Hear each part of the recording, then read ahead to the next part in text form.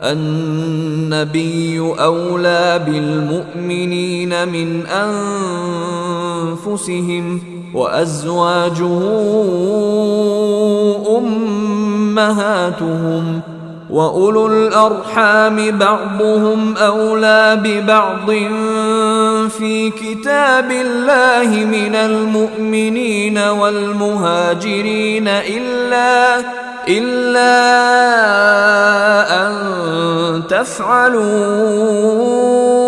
إِلَى أَوْلِيَائِكُمْ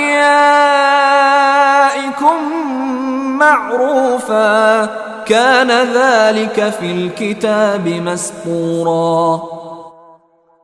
ایمان والوں کے لیے یہ نبی ان کی اپنی جانوں سے بھی زیادہ قریب تر ہیں، اور ان کی بیویاں ان کی مائیں ہیں۔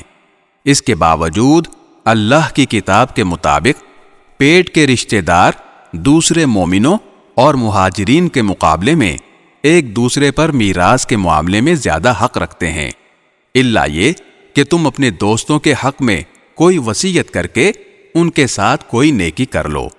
یہ بات کتاب میں لکھی ہوئی ہے۔ وَإِذْ أَخَذْنَا مِنَ النَّبِيِّينَ مِيثَاقَهُمْ وَمِنْكَ وَمِنْ نُوحٍ وَإِبْرَاهِيمَ وَمُوسَى وَعِيسَى ابْنِ مَرْيَمَ وَأَخَذْنَا مِنْهُمْ مِيثَاقًا غَلِيظًا۔